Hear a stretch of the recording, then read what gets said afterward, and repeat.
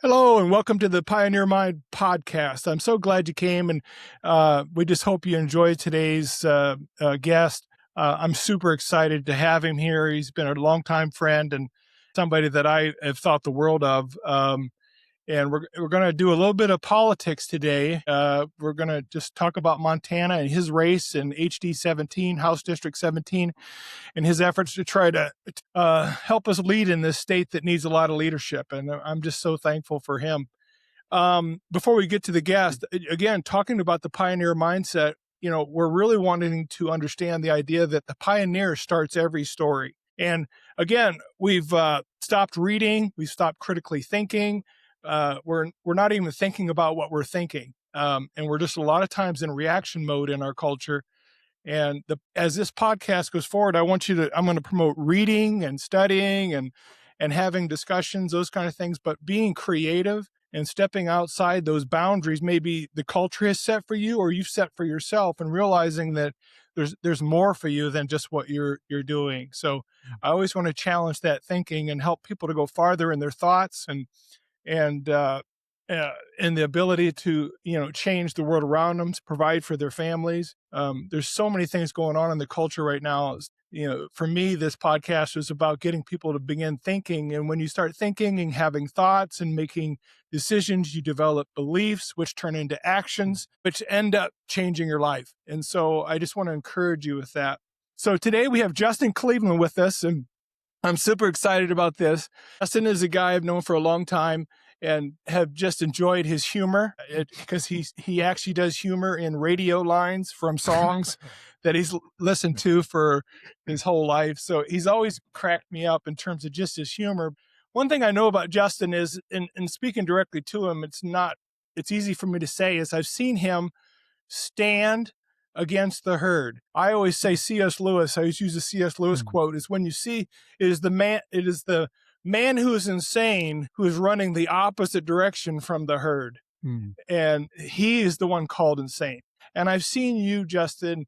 Probably, I can't even think of an example, but I know for a fact that's in my head, as a person who, I wouldn't say you're not movable or compromising in terms of working out for solutions as a team, but you're a guy also who stands on principle. And I've seen it over and over again. But you would agree with that, I'm assuming, because that's your nature, right? That's correct. Right. Yeah. So you're running for House District 17, and we're on the Pioneer Mind podcast. And I know a little bit of your guys' backstory as a family. So how does the idea of a pioneer that starts every story fit in with your family and how you got to Montana? Well, I could go clear back to 1635 when Moses Cleveland came from Ipswich, England, and came to Massachusetts Bay as an indentured servant, and gained his freedom 9 years later. And he was 14 years old when he came. So at 23, he was a free man. And it started from there.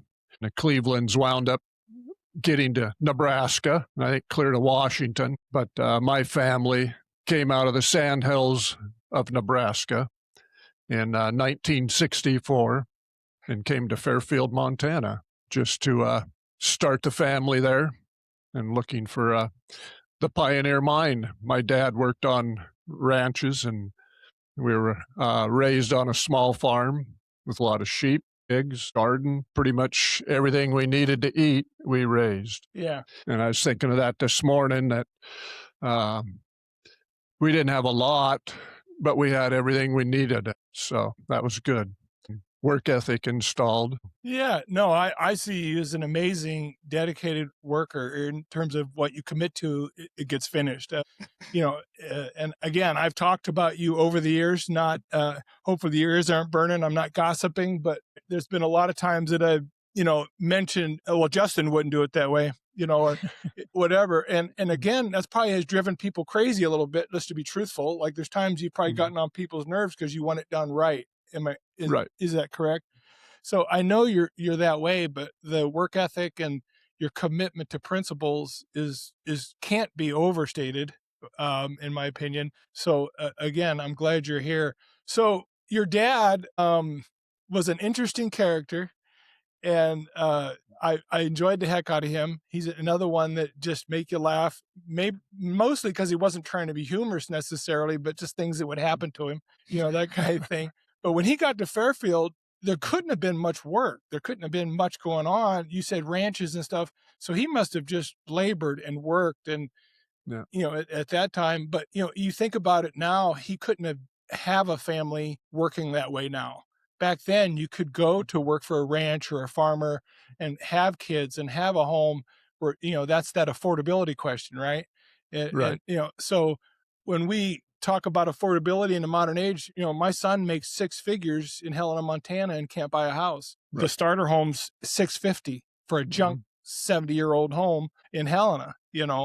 So affordability is just a massive issue in the state of Montana. For whatever reason, it's just super expensive to live here, and there's not a lot of work, not a lot of industry. Your dad's experience, he was able to do that back then. Today, these young people are really kind of asking the question, is this deal a good deal for me? So I mean, in terms of affordability, what are your ideas maybe to kind of deal with that issue here? Because I think the state level definitely influences that.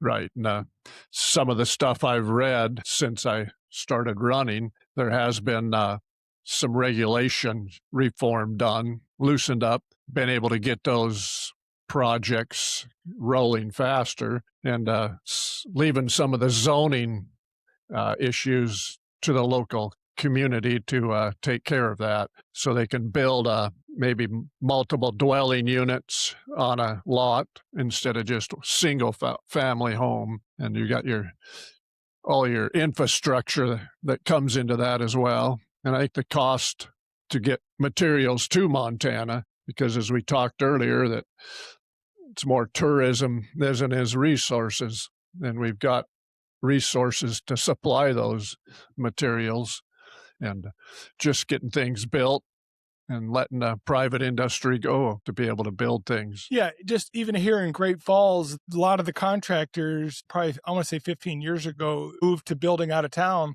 simply because the city of Great Falls became so bureaucracy heavy, permit heavy, foundation digging down and doing in engineering way deep into the ground. Whatever they started requiring, people said we can't even buy a lot, develop it, and make any money. So people moved out of town, right? So you see the foothills. That's just Great Falls, is what I'm talking about. But there is a bureaucracy in the way, probably at state level, I'm assuming, with different things, but definitely within the cities that make it hard for, they become barriers for families. Right.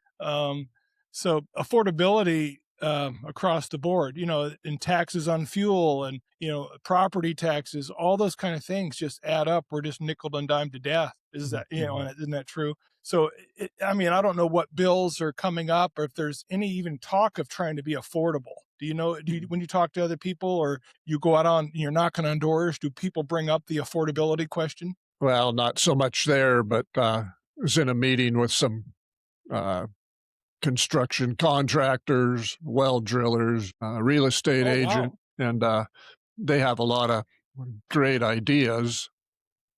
Just need to put them on paper and be able to do those projects that they can do. Right. So yeah, more from them than the public, but they're looking at it because they see the issues that they can't get the building done and they're not affordable, and trying to work that to keep everything growing. It's almost like it takes out-of-state money to do any developments because, they're, whatever they're doing on, in terms of profit taking from out of the state. But like a native person that's grown up here or lived here really is really ends up in poverty in some ways. There's just not a lot of industry and if you're not starting a business, and being entrepreneurial, you're kind of stuck within the wages world in Right. Montana, And I think the affordability thing happened when the housing prices went through the roof of the house. But talked to a guy last week. He was saying he'd have his house paid for, and when he retires in a couple of years, but his tax payment would be $600 a month. Yeah, so it's a house payment. You can't live like that, especially when you're starting out. Right. Not that you're going to have that type of a house, but that's where the prices are at. Yeah. Yeah. Is there ever any discussion within, the other candidates and your time going to the sessions over the years? 'Cause I know you've been involved with going down there and learning and meeting people. And, just to say out front too, is that you're not a novice to these things. You're a reader and a studier. And I know you're very aware of a lot going on in the state of Mm. Montana. Is there ever any talk of, the relief? I know they're claiming they just did property tax relief, but I'm not sure if I understand that it actually is. I think they shifted a burden, Mm. is the way I understand it. And that shifting still maintains the same tax base and the same liability to us as taxpayers, but they just shifted it slightly. Do you Yeah. understand it, and can you explain it? Well, I don't know if anybody understands the tax system totally, Right. but as they go, they shifted it over, and the corporations, uh, they pay taxes, but those are paid by the individuals. So yeah, we probably save money on our paying our property tax, but we're paying for it on the other end as well with the cost of materials and utilities. And I mean, even in the Northwestern Energy bill, it says right there that corporate taxes are passed to the consumer. They don't No. eat it. So No. yeah. So yeah, it shifted, but still the same cost. Right. Right. Right. So, I mean, but it's not just housing either. We want to focus on that one because that's the easy one to pick on. Right. But we'd have to really look out macro wise to understand that there's a degradation of the dollar, right? It's been Right. degrading for 20 years and it's almost purposeful. So when you see a dollar, you're walking out of the grocery store, scratching your head, you got six items and it's $80. Like, what? That just Right. happened, So and those are big, big things that it's hard to take care of on a House District 17 level. Right? But it might take a team in some ways. Like, there's a community that I see down at the sessions. They develop communities, the Solutions Caucus, which we all know about, but there's also different ways to caucus. Who would you caucus with as a team to maybe look at some of these issues? Have you thought about that? I'm assuming people are talking to you about that because there's different groups at the session that work together, Right. And that's a pretty important thing, who you're working with. So, Right. And you have those that belong to different caucuses, and depending on what the issue is, you probably be listening both sides. Well, you got to listen, sure. but to make up your mind to see what the constituents want and go from there and see if it is it going to increase government in our lives or lessen it? Is it going to give us more freedom or less freedom? And I think you need to look at those checkpoints within a bill to see where it's at. Of course, the big one is it constitutional? Right. and conscience. Right. But there's a lot of things I think we do anymore that it's probably beyond the Constitution. It's like we've allowed those the government to take over those things, where if we took the freedoms back. Right. But it's a mindset we get into that the government's going to take care of us. Right. So, yeah, we're all looking, and it's evil. So just so you know, I'll premise my next statement with, we're looking for some third party person or organization to take care of our lives when we should take care of our own. So I'm pretty self-reliant, conservative in that way, and I actually bristle quite hard at anyone who's farming the government. I hate to say it that way, but in terms of tax dollars and created livelihoods off of that, I think if we could go more private and it'd be done better, so that's just my opinion. But your segue into constitutional kind of leads into maybe another subject, is the judiciary. And you must see this too, is with the last few sessions that I've gone to, and I stopped going because it was so frustrating, just to be honest, but you'd come away, they'd get a bill passed, they'd get it through, the governor would sign it, and then the Supreme Court of Montana, which is one of the most liberal in the entire country, just knocks it right down. So the judiciary is literally almost a battleground for you guys at the sessions. Wouldn't that be true? Yeah, and there's been legislation to deal with that. But my thoughts are you're looking at passing that legislation and then they make a ruling on it. So it's like, how can that be done? And of course, I asked Chief Justice Swanson about the separate branches of government. But in Montana, we elect our judges, so they have that power, where at the national level they're appointed. They don't get the oversight like they do in Montana. But if you're saying we're voting for everyone and we have a say in it, does it go back to that we don't know what they are essentially? It's because they don't declare? Is that what it is? I would say so, that we the people are electing them. And I know there's even been talk that if you're going to serve in a certain district, that district vote on you, not the whole state. Okay. Representing those people, but then we're getting into representative government again. So it's kind of got to look at that both ways. I mean, they are there to oversee the Constitution, make sure that laws are abiding by that. Do you think we've had legislation from the bench? I guess in your view, has that happened? I guess it's probably an easy answer, but is that? Do you feel like that's something that's happening in our states at times? Yes. Okay. I mean, you look at the last ruling to change your sex on your driver's license. Oh, yeah. It's like, I don't know how they come up with that. I read their opinions, but I read the dissents as well. And Swanson and Rice did a good job in saying that this is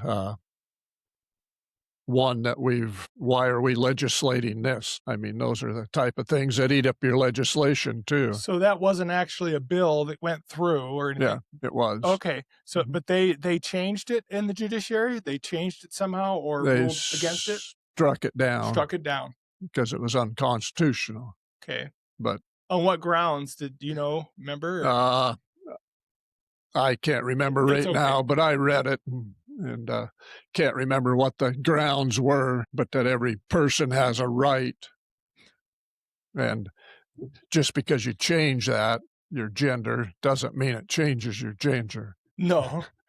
And it's and it's difficult for us to maybe understand some of those decisions, right, obviously, but it's sometimes it feels bigger than us, as individuals, and as I try to lead my own family and you do your own, sometimes this stuff gets so big that you just you can't even really put your mind around it in some ways, wouldn't you say?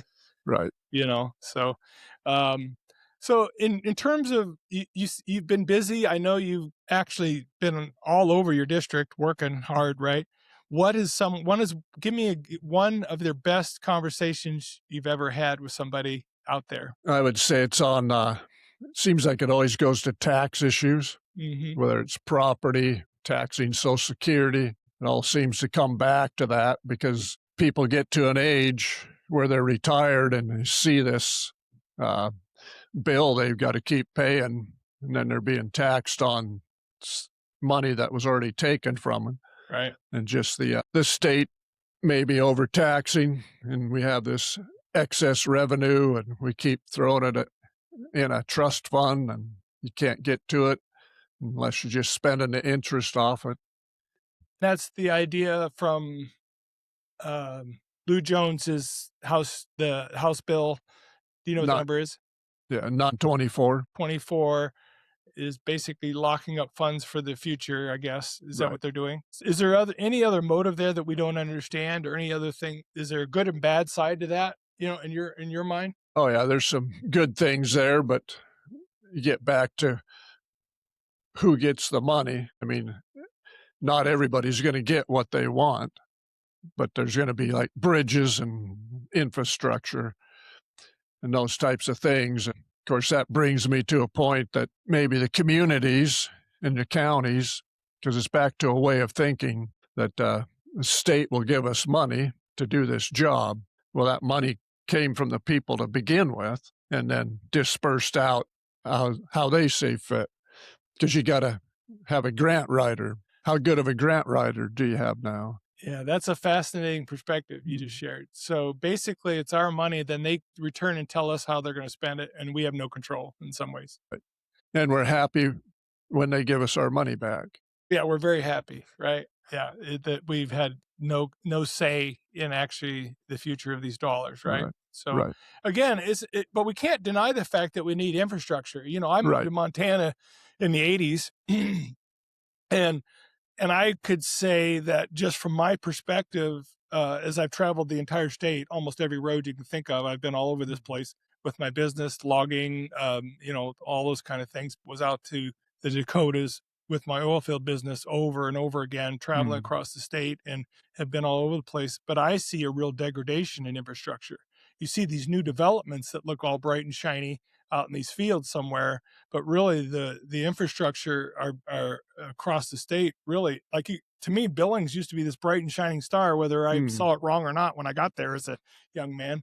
But it just seems like the state's been kind of neglected, in my opinion. And so we know we need infrastructure updates. We know we need to be looking at some of these things. But if we don't get federal dollars or somehow, and I know for a fact that the state of Montana is one of the biggest federal dollar receivers compared to population. And I think we're number one, maybe even billions and billions of dollars, highway funds, all kinds of things.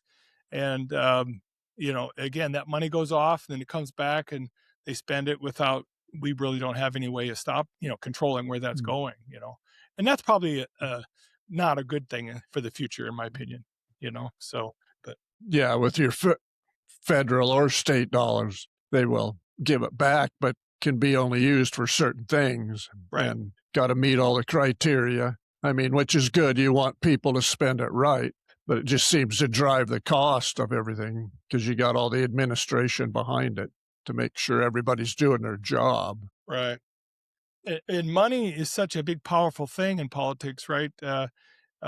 One of my things about politicians, and again, not being negative, it's just the way I see it as I got older, and I'm probably more cynical as I get older, like we all are. As we get older, we start learning more, get a little more wisdom, a little more time behind us. Is as part of my thing is I've just seen it over and over again where people go down with this idea they're going to have influence, they're going to stand, they're going to stay strong, they're going to do what's best for the state of Montana, but then somehow it changes, and I think obviously money's a big part of that. We can see that happening within our state. I did a show yesterday and I mentioned that $760,000 have come into the state of Montana on this session for state races like yours. Right. Most likely your competitors have gotten money. I don't know that for a fact. I'm just saying, but that just doesn't make any sense to me. That seems like an incredible amount of money for state races.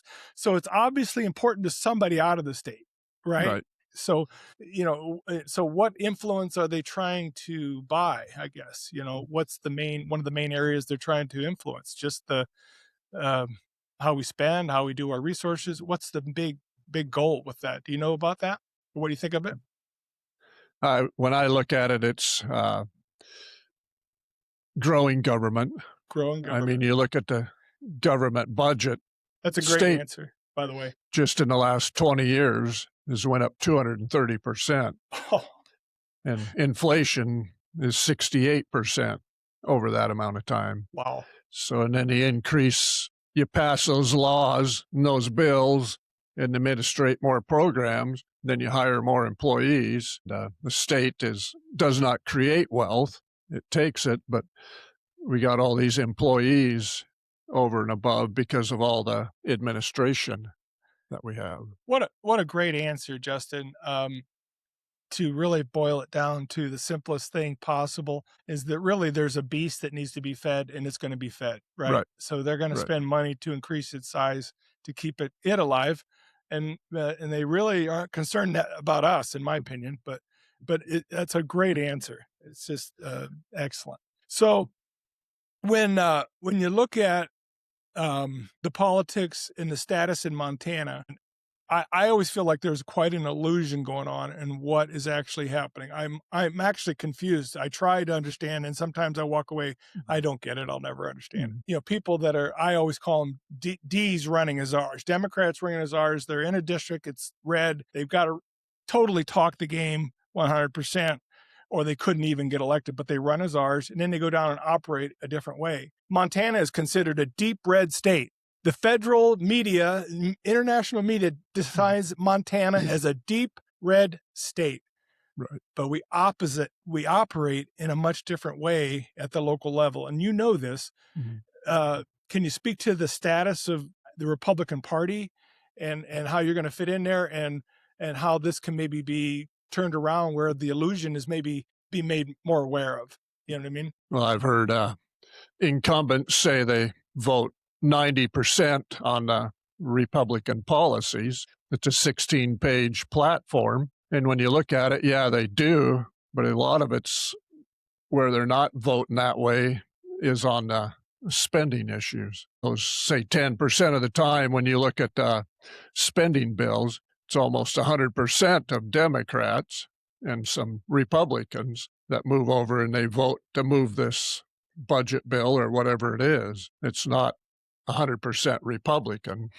It's probably 30% of the Republicans going over there to advance this spending. Right. And do we need to keep increasing the budget?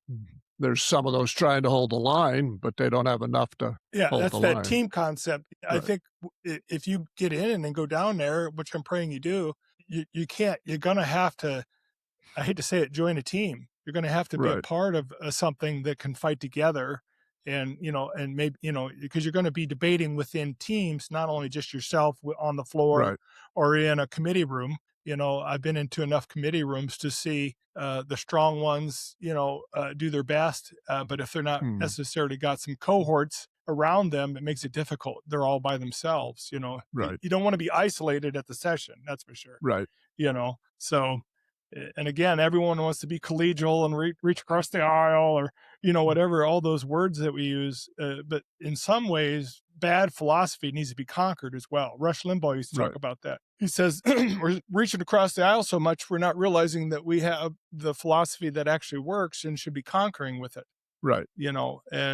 And yeah, everyone would probably flip out me using that word, but I believe we should try to win on basic principles that we believe in, So, the way somebody put it to me was 3 people standing there, left, right, middle, and we've been drug to the left, and the middle is shifted and the right is shifted, and trying to bring it back to where, we're old enough, we know the way it used to be. Oh.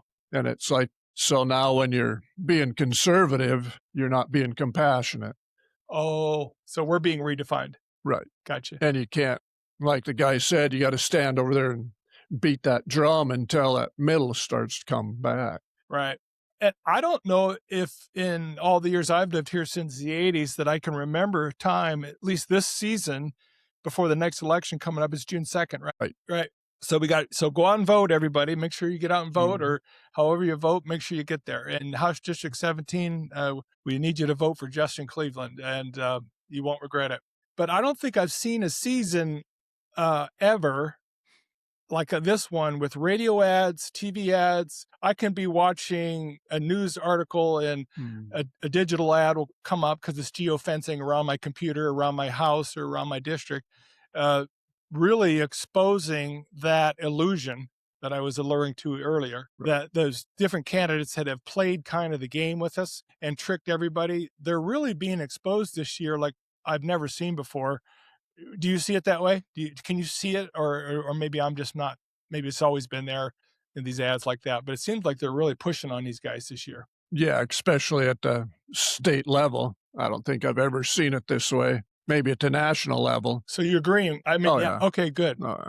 Yeah. And what is, you're really probably into party meetings, and how is that being received? Do they talk about it? Are you with these other candidates, or are you just kind of working, on your own candidacy? Do you get together as candidates? Yeah, there's a group of guys, people out of Lewis and Clark County, part of my district is that. Sure. So yeah, we're first time people. Okay. Never served before. Right.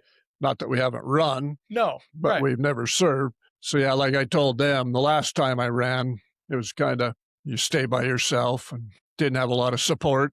But yeah, we can bounce ideas off each other. We've all got our strengths. So you can go to those people and try to come up with some answers and so see you're what kind of their building a thoughts are. team already, in some ways, right? Right. I believe that's so critical. Some of people that when I was going to the sessions on Thursdays for those 2 sessions I went, a candidate we both know, I caught this person in the hallway crying, because of a committee meeting. And I'm like, what's going on? It's just, and then you find out that the politics down there are Mm, powerful, and right. there's attorneys everywhere, and there's all kinds of influences and all kind of thing.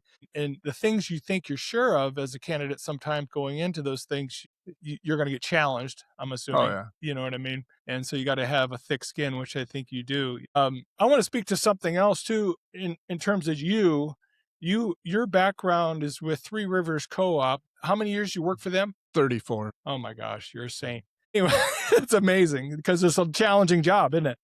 Right. Plowing, construction, state, People. bureaucracy. Yeah, people, right? I always tease you about going places anywhere, any restaurant, anytime we've ever gone out to dinner. And I'm like, he should, I used to tease you about running for governor, Mm, remember? Because I'm like, man, he knows so many people. But it's because of your work, isn't it? right. But you have to know a lot of code, a lot of rules and Right. state, and you've been involved with the state at the state level and county level, I'm assuming, for 34 years, right? Right. So you understand a lot, Mhm. right? Right. So how do you think your construction job at Three Rivers and all the things in the meetings and corporate world has maybe framed you to be a good candidate? I would think it has, but Well, just the lining up of work from the Canadian border to Montana, Wyoming, Idaho, wow. So getting that all fit in, and can we handle it, or do we need a contractor? Right. So, and manpower, being able to put them where they should be. And I had great guys on the construction crew. They were all good workers and Right. understood the mission and there to Right. work. But on the budget end, we had to do budgets every year, stick within those budgets and try to do the work and get the infrastructure built. Right. Yeah. And I think that's your character too, is to stick within the budget. You talk about Mhm. that, within your own work. Why would you not do that everywhere else you go, right? Right. You know. Yeah, we built a house a couple of years ago. My wife will attest to this, that I said, this is the budget. Okay. Do whatever you want. So there were some things removed and some things added, Sure. and we stayed within the budget. Nice. Yeah. Yeah. And those are good feelings, right? Right. When you can operate in self-control, Right. and understand that there's limits to where I can go, so it's pretty encouraging thing as an individual to do that in your own life, right? Right. So, but uh the next thing I wanted to visit with, and again, you were in the telecom essentially, in terms of the was there anything else in that job that you did other than in terms of the construction and plowing and setting up all these cities and all the technology? How did you see the technology change over time?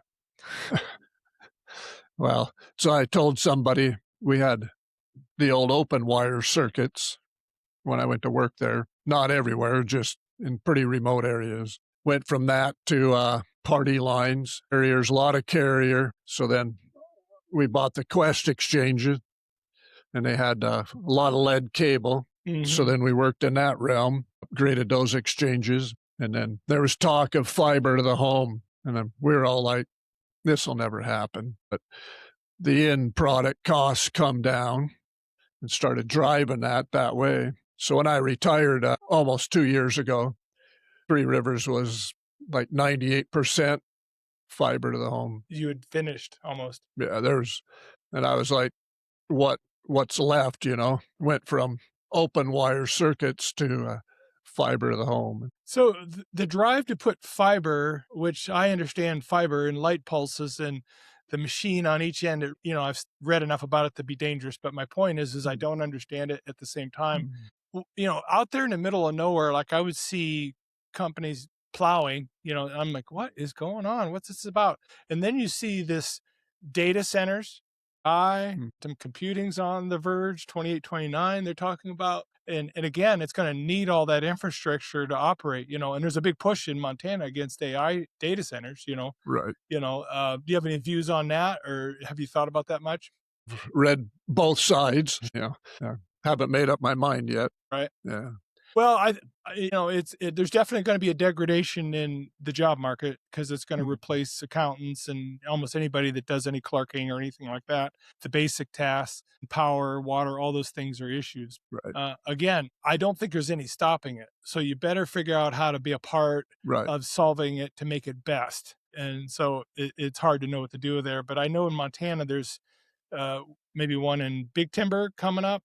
Odd view. Is it Broadview? Oh, Yeah. okay, I'm probably wrong again. I don't know why I thought it was Big Timber area. Anyway, it's there's a big push for all those kind of things, and again, they will change the state. In like the one of the AI centers in Utah that is being developed uses as much power as the rest of the state of Utah. Right. Consider that. And then what are we doing? We're getting rid of coal. We're getting rid of, we're trying to do wind and solar, which can only do 4%. That's all it does is 4 to 6% total. Right. So it's almost like we're working, we're doing two different things, and both of them are kind of going to collide someday, right? Right. Bam. Yeah, because the digital world we live in consumes a lot of electricity. It really does. Yeah. Creates a lot of heat, all your boards. And right. So you got your heating and your cooling Right. and just the power to run those machines. And I'm assuming you had to deal with that too in your work, or no? Like you had to deal with the boards and keeping Well, not on my end, but not on your end. I was in the offices, Gotcha. but more the network end of it. Yeah. Yeah. So let's talk energy. We just mentioned it. It's a good segue. Colstrip is a big fuss, right? We got transmission lines that we have contracted to Seattle, if I'm understanding it right. So they only want wind and solar, so they don't want coal, dirty energy, right? Am I understanding it right? Yep. So, but you just look at some of the decisions that were made about energy, and I think Montana is susceptible to some serious energy problems in the near future. Maybe I'll be dead, but there's something coming down the road in terms of energy. We don't.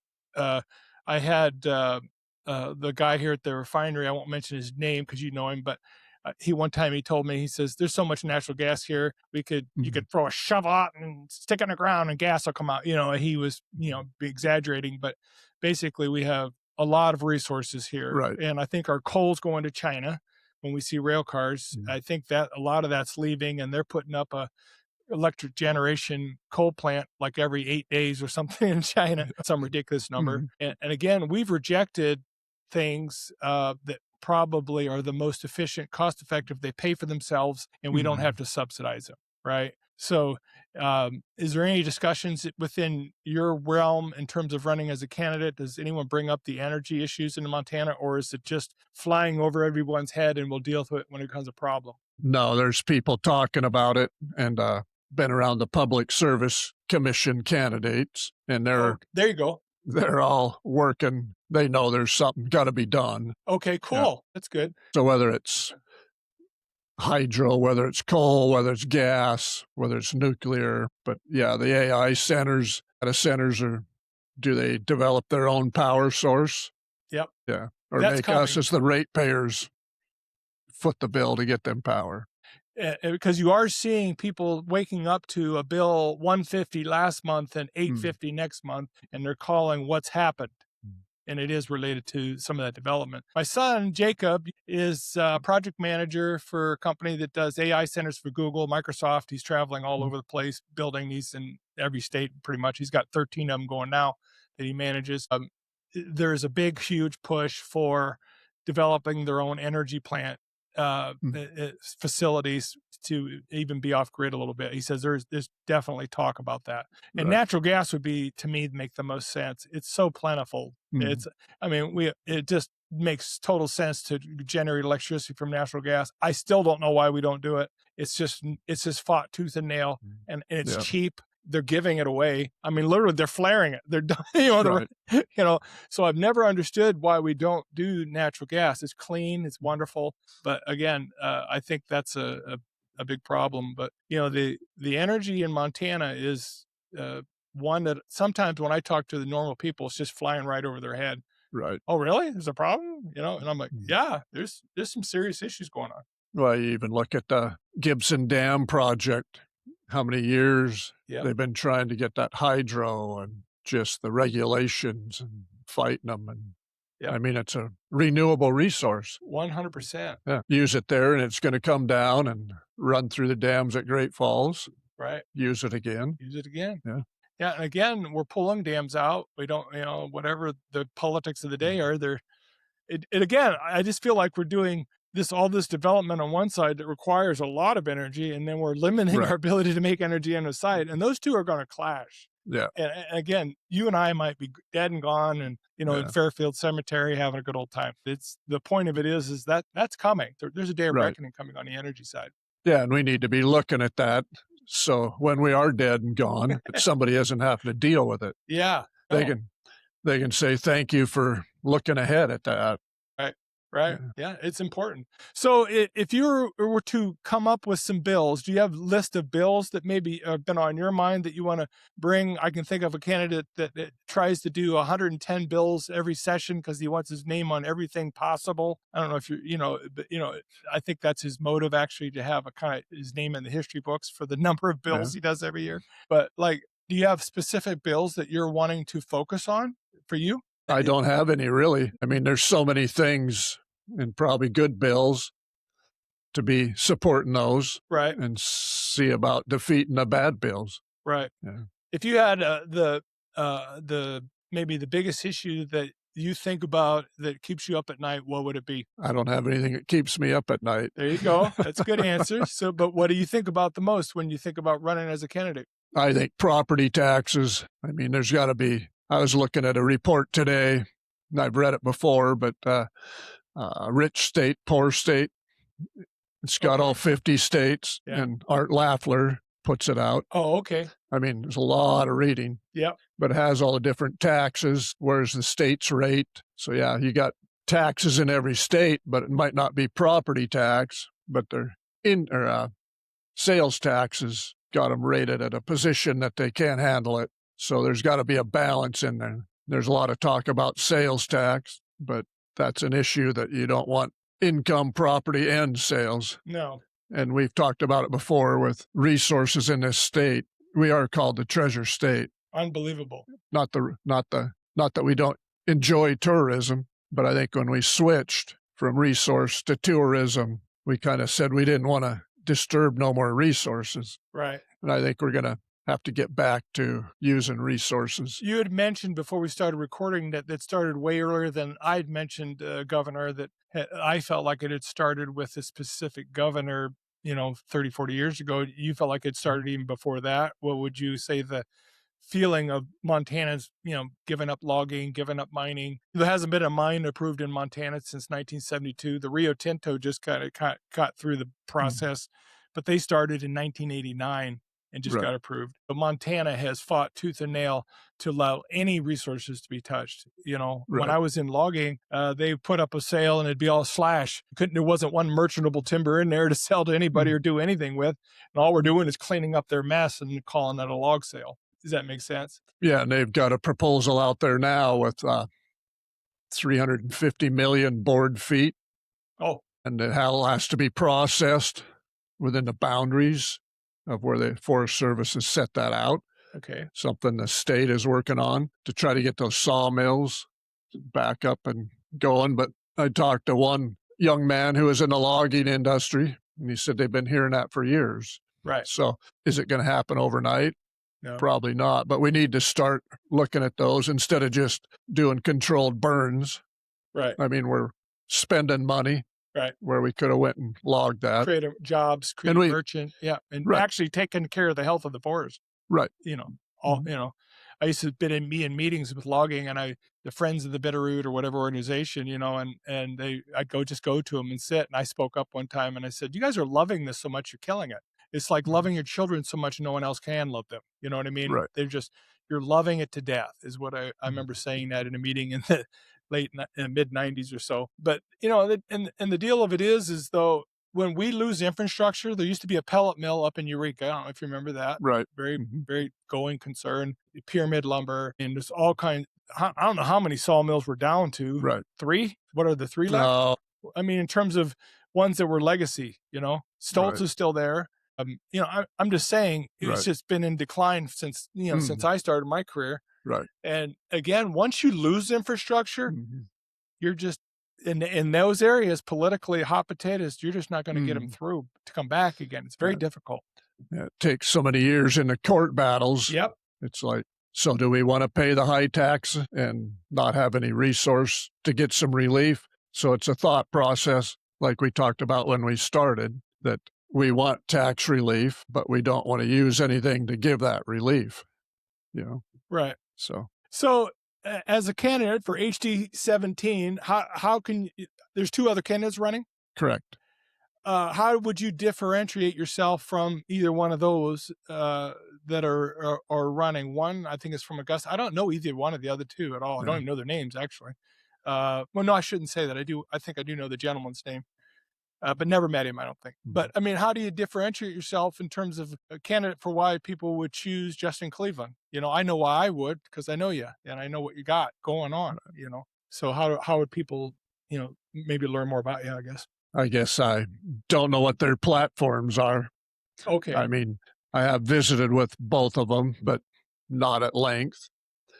I would just say my trustworthiness, integrity. 100%. I mean, I've lived in my house district for 62 years. Wow. And I've stood on principles.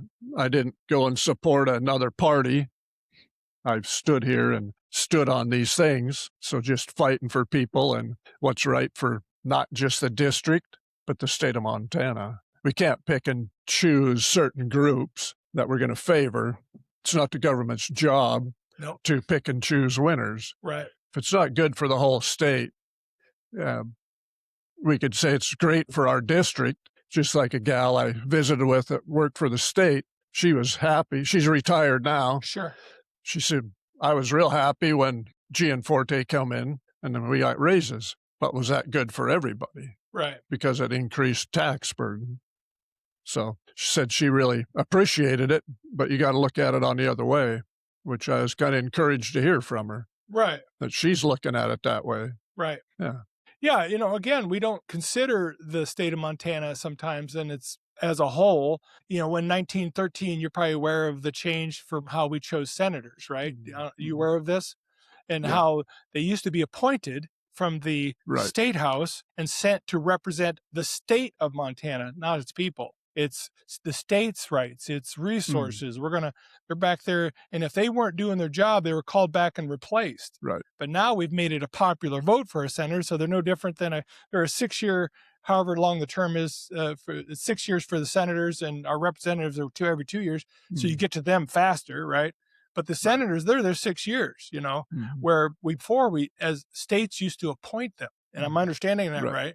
So, but now it's just a popular vote again. They're out there campaigning just like every other candidate. And so what are you going to give me? What are you going to give me? What are you going to give me? Well, we're going to give you this. We're going to give that, 1913, that was a big year for a lot of change. They used to actually represent the state of Montana and its interests compared to other states. And that's a big change. And you can see where the spending over time, there's a graph I saw somewhere where the spending's like this, and then in 1913, when the senators became popular vote people, because everyone's competing to get money, spend money, and grow the system, And it's back to the same thought that, we have federal dollars to divvy back to the state. Yeah. So now the state's happy when they get those dollars, but they were their dollars to begin with. Right. So more of that left at community, county, state level, and let the people in those areas deal with that. Right.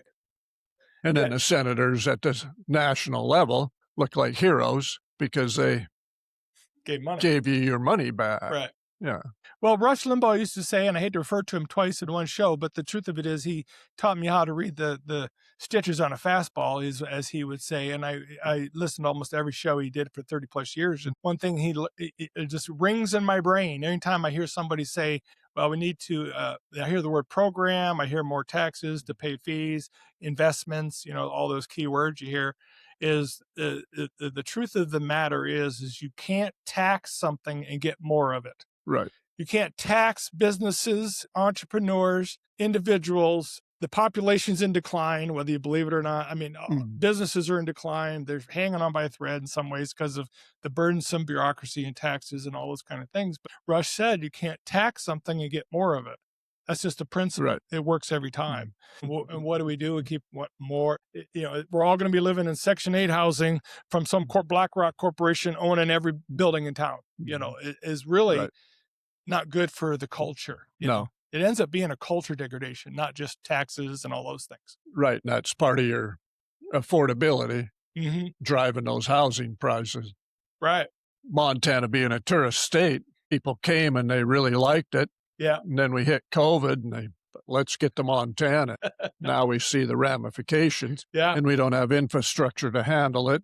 Yeah. Yeah. Does this missile silo project coming in affect your district at all? Are you, all Oh, these yeah. guys coming in you probably have a footprint within your district on that, I'm assuming. Right. There's 3 or 4 Okay. missile alert facilities. Okay. So, yeah. And I've seen them out surveying, getting ready. In your opinion, are we ready for that? I see Les Schwab, all the restaurants, all the tire, they are built. Companies are coming here preparing for I don't even know how many thousands of guys are coming Yeah. in for that project, but are we ready for the infrastructure for our streets and stuff, or out there even where you're, or what do you think? Well, yeah, you take just you mentioned streets, how much more truck traffic and people up and down the road and people looking for housing. And we see there's a housing crisis. And Yep. so I don't know what their plan, I think their plan was like in 3 more years. Well, you're going to need a lot of houses. And then once they're done, they're gone. Yeah, I think that project's for real. A lot of times you hear things in the military area that don't ever come true, but I think that's a real one. Am I right? Oh, yeah. Yeah, just look at the technology and what their technology is today and where they want to move to. And they've got to keep all the missiles operational until they get the new system built. Boy, I never even thought of that. So they got to sustain as well, go forward. That's fascinating. Yeah. I would never even thought of that. Yeah. Huh. Can't just abandon your missiles. Right. Do you get briefings on that within the Republican Party? Do they talk about those kind of things or not so much? I've not heard anything on it. I've went to some of their town halls, the military themselves, and listened to their plans. Yeah. So, yeah. What has been your biggest surprise? You ran before. Correct. This go around, what is maybe different or has changed, or is it basically the same? Does that make sense? Like, to me, the culture's changing drastically, right before our eyes. Like, it's a blur. I mean, Right. It's amazing what's going on in every area, So what would you say as a candidate, as you talk to people and what you're doing, social media, what has been, however you're candidate, you're being as a candidate, how you're getting out there, how has it changed for you this go around? Well, the last go around was running against an incumbent. Oh, So then we can look at voting records. I forgot about that. So then now there isn't one. Gotcha. So you don't have a voting record to look at.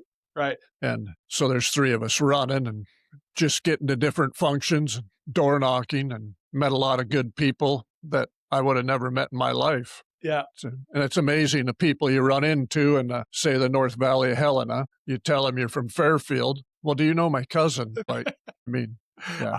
Well, I always say Fairfield Bench is the holy city, Fairfield, because Right. I was in Philadelphia one time, or even Omaha. Oh yeah, I got Latin Garber, or whatever, and I'm just like, how in the heck? Yeah. That little town's got a lot of connections, Yeah. So that's interesting. So, and then another thing I wanted to talk about was Medicaid. That they came out with Medicaid fraud this past summer. Last summer, remember, they caught some people doing some things, and there's a candidate here in town, Buttrey, that has pushed for that expansion quite heavily. And again, they're trying to increase those rolls.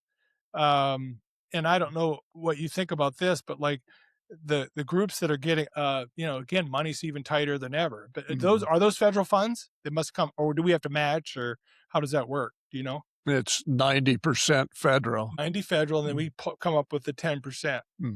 So in this last session, we expanded it, right? Am I right? We expanded Medicaid again? Right. And the expansion is just not for single mothers and children.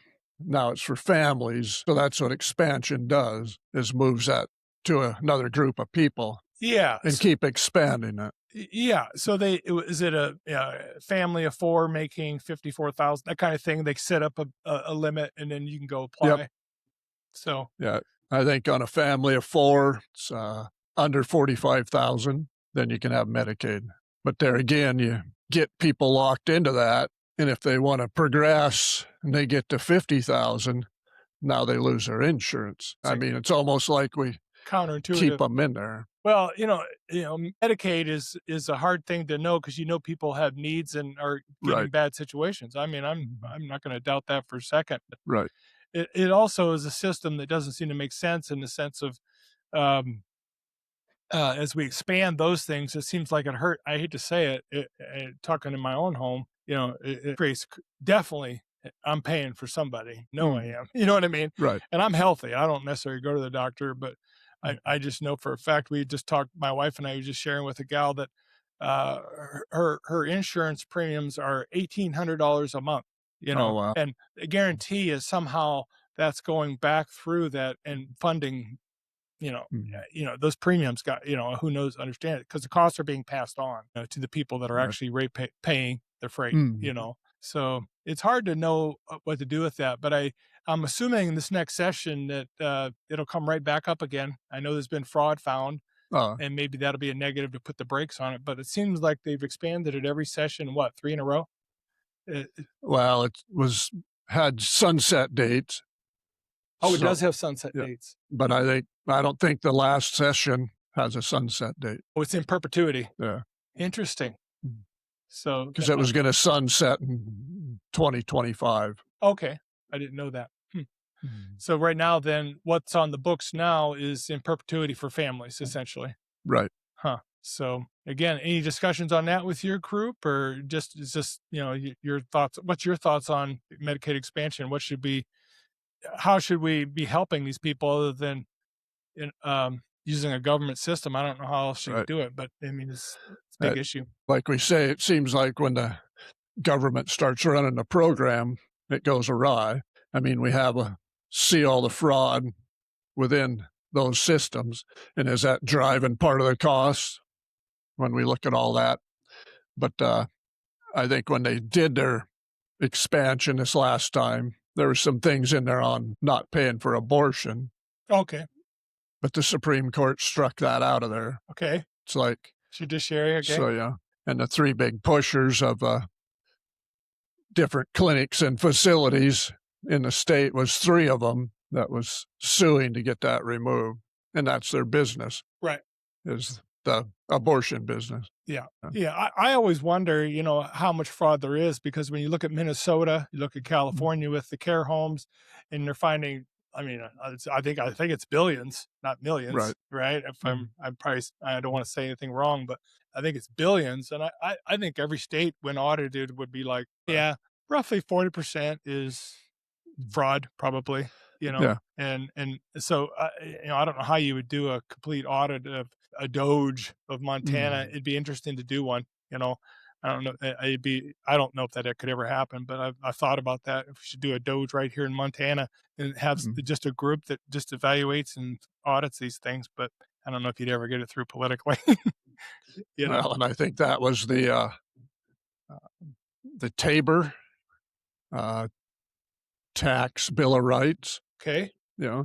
that you would see that. Those would all be basically looked at and scrutinized, making sure where all those dollars went. Right. And that's when? When did that occur? Well, there isn't one, Oh, but okay. there's been talk of it. Okay.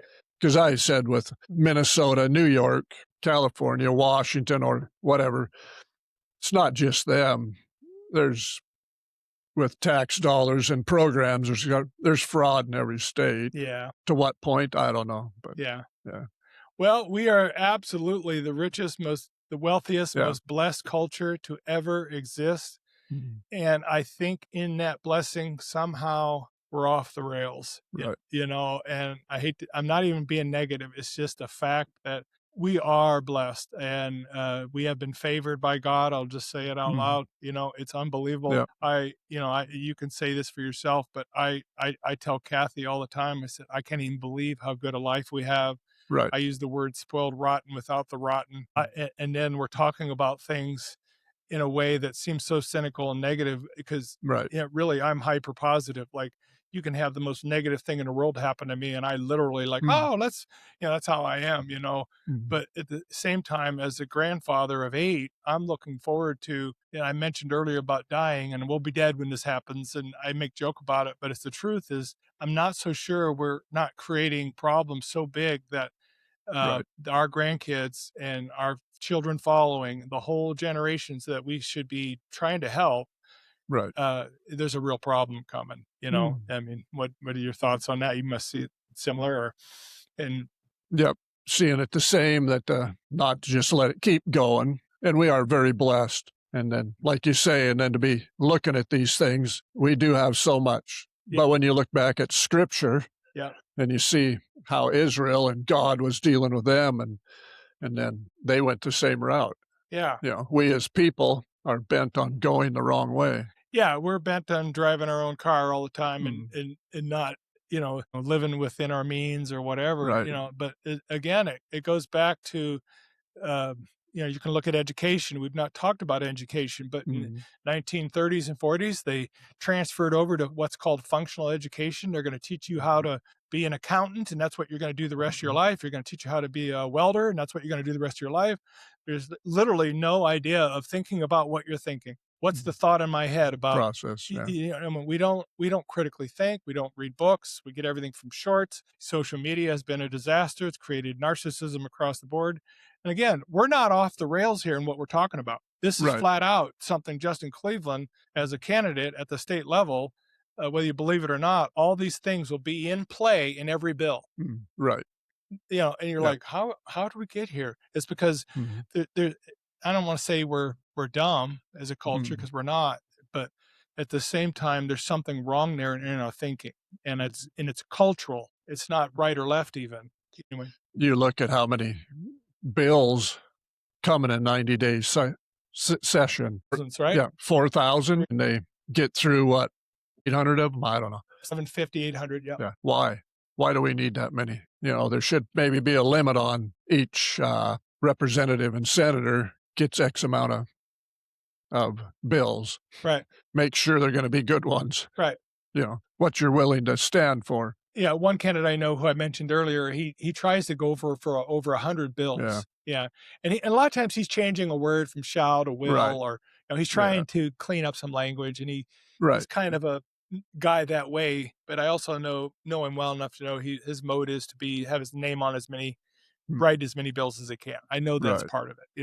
But it's but the culture, and I do think about my grandkids. I probably do it every day, Right. actually. Mhm. And you have friends and family and things you care about, and you can just see how we grew up. I always tell people I grew up in Pleasantville. It's not a joke to say that where I grew up, I'd go out for a jog at night, and Mrs. Berzonski would say, "Mark, I got some extra pie. Come by the house." And I go, "Okay, and I'll put your trash out for you." And we Yeah. just lived in this Right. Midwest nice and crazy and trust everybody. And it really got me in trouble in business because everyone's good. No one's bad. Right. And I got hammered for that. Yeah. And I think the culture has, been transformed in many ways. And again, I go back to thinking, reading, studying. Mm. Yeah, I know you're a reader, you like to read, and study and understand things. And so it's a big deal to me that, even at the state level, you as a candidate are running, because there's no time in history where we don't need the best people possible. Right. Unbelievable important Mm. time to get the Mm. best people possible that aren't going to go down there and play the party game or political game. What's best for state of Montana? Yeah. And we've been hearing it for the last 4 election cycles. This is the most important election ever. Oof.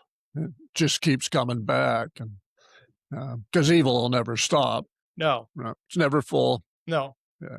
So, and was your faith a big part of you choosing to run? Right. Yes. You kind of prayed about it, thought about it, Mm. and God says, "Hey, do it." Right?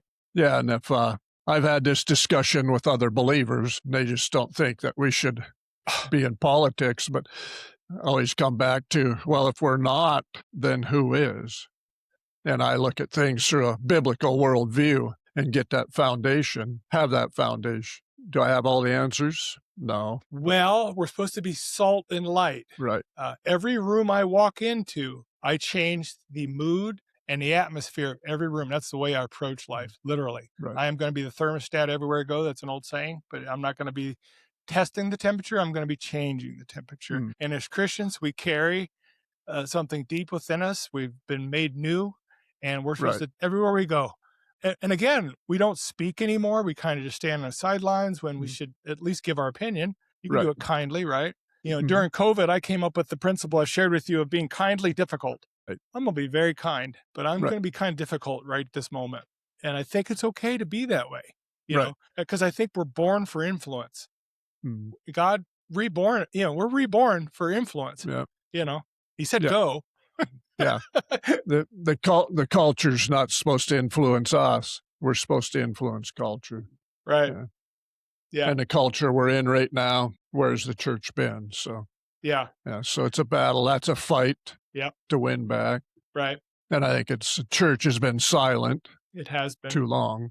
Yeah, and co-opted in some ways, or Right. trying to protect the membership, or whatever, Mm. whatever the motive is, but it's real. And so, for Kathy and I, which I've shared with you before, I mean, this is that, we've kind of just backed off, and are trying to figure out how to walk out this thing with God, and know Him, and know Him deeply, and still have influence, and all those kind of things. But we felt like, we did stop going to church a few years back ago, and I've not hidden it from you. It's been a terrible, my mind still twists over it. Like, Mhm. but I don't know what God's doing with me, but I am growing, I am maturing, Mhm. you know what I mean? And outside of that, but in terms of fellowship, I'm getting it everywhere, but at the same time, I'm not getting it the same as I did through a church. Right. You know what I mean? Right. That's just the truth. So, but I was probably on to this since 2001, as just this slide down, and I've been frustrated with it for 25 years.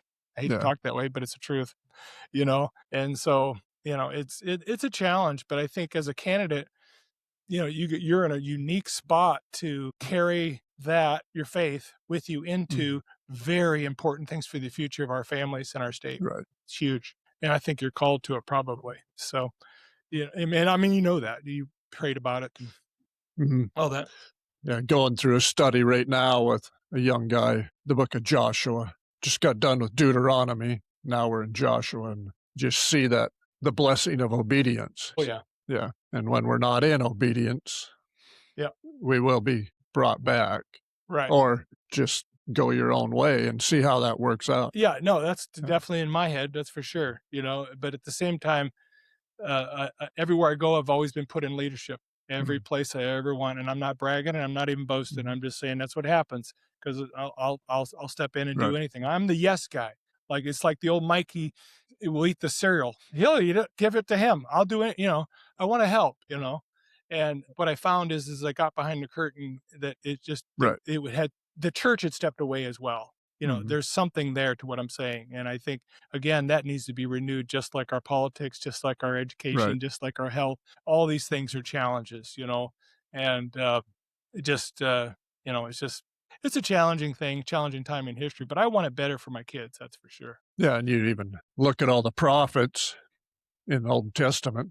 They were dealing in the political realm on a spiritual level, because the king and the things that were going on, and they were speaking that truth. Did they want to listen? Maybe not, but the prophets never quit speaking the truth. Right. So, yeah. Well, I definitely believe politics is a room we should be in and have a voice. And I'm praying that you have one. Kind of as we wind down this podcast, I hope it helps you. I hope it exposes people more to your character and how you handle yourself, and what you're going to lead us into in the state. I'm a believer in what you are and how you stand, and you're not easily moved. You're probably kindly difficult. I probably got it from you, But- Tell you a little story on that. I was at a meeting the other night. Of course, the HR person from where I used to work, everybody's sitting on one side of the table. I said, I guess I could move over there with you guys. And that person looked at me and said, you've always been a nonconformist. Yeah. I said, you do know me. You do know me. Yeah.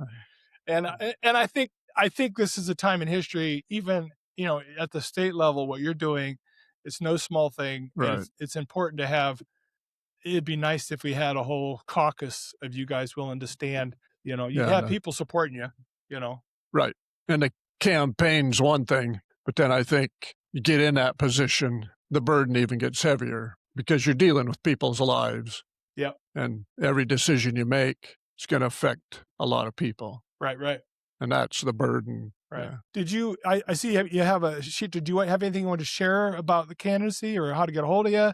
There's a website, obviously, right? Is there a website or Facebook? However, how do you want them to get a hold of you if they have questions or want to get to know you better? Well, there is a website, cleveland4legislature.com. Okay.